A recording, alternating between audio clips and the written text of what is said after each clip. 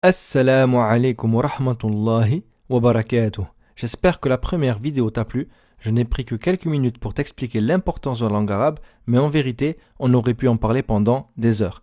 Aujourd'hui, on va aborder un autre sujet que j'ai intitulé Des milliers de personnes ont appris l'arabe de cette manière et les résultats sont hallucinants. Avant ça, je vais te raconter comment j'ai appris la langue arabe, car je t'annonce que si vraiment tu veux apprendre l'arabe, et je suis sûr que oui, je risque d'être ton professeur. Quand j'ai commencé à apprendre la langue arabe, j'étais encore en France. Le premier cours que j'ai pris s'est déroulé à la mosquée et était 100% en arabe. Et je t'avoue que j'étais complètement perdu. Ça, je t'en ai rapidement parlé dans la vidéo précédente. Par la suite, le professeur a été remplacé par un autre enseignant qui lui parlait français, donc ça m'a énormément facilité. Malgré ça, j'avais du mal à apprendre la langue arabe en France, vu que j'avais un quotidien assez chargé et c'était dur de tout concilier. Je suis persuadé que tu es exactement dans la même situation. Si je te répète les choses, c'est pour que tu prennes conscience que ton cas n'est pas un cas isolé. Bien au contraire, c'est le cas de beaucoup de musulmans en France. Là, bien sûr, je t'ai résumé rapidement mon problème. Je me suis par la suite rendu en Égypte et laissé ma vie en France de côté pendant quelques temps. Après, tu me diras que ce n'est pas tout le monde qui peut se permettre de faire ça, et je comprends tout à fait. Mais moi, j'en avais vraiment besoin, et je me suis dit que c'était maintenant ou jamais. Une fois arrivé là-bas, c'était l'immersion totale. Même les frères et sœurs de France parlaient en arabe entre eux. Ils faisaient ça de façon à délier leur langue et avoir un bon niveau oral. Bon, pour ma part, alhamdulillah, j'avais profité un petit peu en France, donc j'avais quelques bases, mais elles étaient mauvaises, très mauvaises même. En même temps, c'était normal. J'étais pas l'élève le plus sérieux et surtout je n'avais pas ce compagnon qui me poussait à apprendre l'arabe sérieusement. Donc dans mes débuts en Égypte, il fallait que je trouve un appartement, que j'achète des meubles, que je m'installe. Ensuite, il fallait que je m'inscrive dans un centre de langue arabe. Le frère qui m'a accueilli m'a donc aidé à trouver un appartement et à m'inscrire au fameux institut réputé pour avoir formé des milliers de non-arabophones dans le monde. Al-Ibana, un vrai prestige. Qu'Allah préserve cet institut et le récompense en bien. Je suis donc arrivé, ils m'ont dit, tu as deux options. La première, tu rentres au début, donc le niveau -1.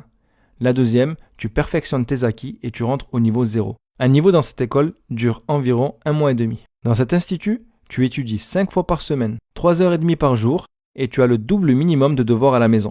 J'ai donc pris leur niveau -1 et je l'ai fait tout seul pour passer le contrôle d'entrée. Alhamdulillah, ils m'ont accepté. Je suis rentré au niveau 0. Une fois avoir intégré l'institut, j'ai commencé par bénéficier de cours particuliers avec un de leurs professeurs et on a réussi à clôturer 2 niveaux en seulement 1 mois et demi. J'étais seul avec lui pendant 3h30 et il ne me parlait qu'en arabe. Au fil des jours, ma compréhension s'améliorait à force de l'entendre parler. Ça, c'est un élément super important qu'il faut que tu comprennes. Si pendant ton apprentissage, tu entends beaucoup parler arabe, ça va forcément t'aider à progresser plus rapidement et surtout bien progresser. Donc, en parallèle de ton apprentissage, n'hésite pas à écouter des cours de savant, par exemple, ne serait-ce que 10 minutes par jour. Je te conseillerai sur ce sujet ultérieurement, ne t'inquiète pas. Donc, en 1 mois et demi, comme je t'ai dit, j'ai étudié le niveau 0 et 1. Alhamdulillah, j'ai validé les 2 niveaux sans problème. Dans l'institut où j'étais, tu ne passais pas au niveau supérieur si tu n'avais pas plus de 75% de bonnes réponses. Donc chaque contrôle, on avait la pression, tu n'imagines même pas. À noter que tu as 2 contrôles par niveau, un au milieu et un à la fin. Je suis par la suite rentré au niveau 2, mais cette fois-ci, c'était en groupe. Du coup, c'était plus lent qu'un cours particulier, mais tu profitais des autres élèves, de leurs erreurs, de leurs questions, de leurs conseils, et par-dessus tout, tu t'exerçais à parler l'arabe. J'ai par la suite terminé le cursus petit à petit, alhamdulillah, et tout cela 100% en langue arabe. Ça m'a pris environ 1 an et demi. Donc là, tu as le cursus d'un converti qui s'est rendu en Égypte pour apprendre. Maintenant, je vais te parler d'une méthode qui fonctionne, une méthode que j'ai utilisée un petit peu. Et en réalité, on est dans un monde dans lequel on n'a plus trop le choix. C'est d'apprendre la langue arabe par Internet. Que ce soit en cours particulier ou en groupe par Skype ou Zoom, ou encore des vidéos formations enregistrées où le professeur fait son cours.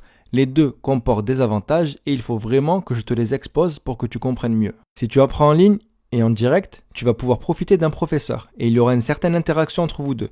Tu pourras organiser plus ou moins ton emploi du temps comme tu veux. Pourquoi plus ou moins ? Parce que sur ce coup-là, vous êtes 2. Et du coup, il faut que tu organises tes horaires de cours en fonction de tes disponibilités, mais également des siennes. Si tu veux avoir ton cours à 21h par exemple, parce que tout le monde dort chez toi, il faut que lui aussi soit disponible. Et il y a un élément que tu dois prendre en compte qui est très important, c'est le décalage horaire. Crois-moi, à cause du décalage horaire, j'ai eu du mal à suivre ce genre de cours. Tu travailles la journée, tu as encore des obligations vis-à-vis de ta famille, et tu dois tout terminer avant de dormir. Et parfois, tu as un autre problème qui se pose. Tu as prévu que ton enfant dorme par exemple, mais ce soir-là, il a décidé de veiller. Du coup, tu te retrouves avec ton enfant dans les pattes et au final tu n'es pas concentré. Ton professeur te donnera des devoirs, te corrigera en direct. Alhamdulillah, c'est une très bonne méthode. Mais il faut bien prendre en compte que tu dois être motivé, sérieux et surtout endurant. Ce genre de méthodes-là sont souvent basées sur l'immersion totale, qui n'est pas forcément la plus adaptée à un public francophone résidant en France, pour les débuts en tout cas. Ensuite, ça dépend des objectifs de chacun. Généralement, que font les gens ? Ils s'arrêtent, ils reprennent. Ils s'arrêtent, ils reprennent. Au final, le temps passe et tu n'as pas avancé. Tu as plutôt créé des frustrations en toi à chercher des solutions à des problèmes qui n'existent pas en fait. La deuxième méthode, c'est toujours sur Internet. C'est la méthode des cours vidéo enregistrés. Donc ça, c'est super récent comme méthode, mais ça fonctionne super bien. Généralement, les cours sont en français, donc ça c'est un bon point pour toi, qui fait partie de ce public francophone qui réside en France et qui est overbooké.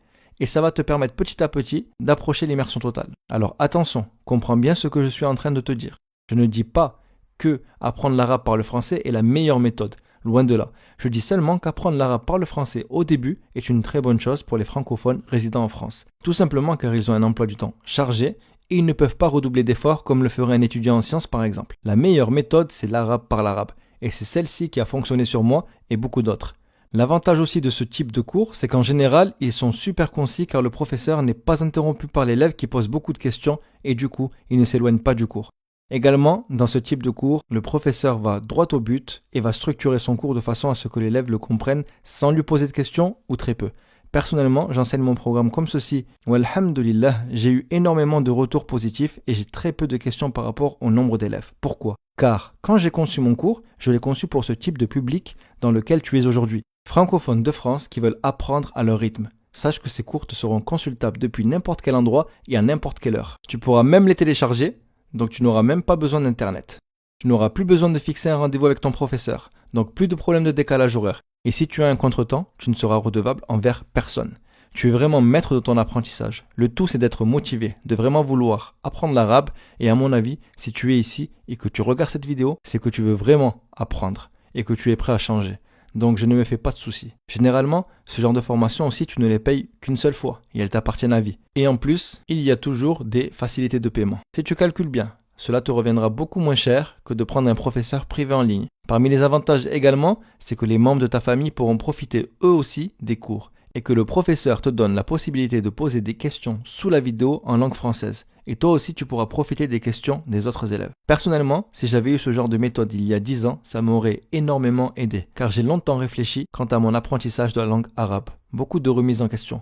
Pour résumer, qu'est-ce que je te dis ? Je te dis que si tu peux partir en Égypte et donc quitter ton travail et partir avec au moins 10 à 15 000 euros en famille, laisser tes proches, obtenir un visa là-bas, je te pousse à le faire. Vraiment, c'était une superbe expérience et si je pouvais le refaire, je le referais. Après, je ne te cache pas que le contexte actuel là-bas est assez compliqué et je ne t'assure pas non plus que tu pourras arriver au bout de l'aventure vu qu'il y a pas mal de difficultés à obtenir un visa. Je connais personnellement des frères qui n'ont eu aucun problème à obtenir un visa et j'en connais d'autres qui ont eu quelques problèmes. Tout dépend. Mais ça, généralement, c'est en fonction des périodes.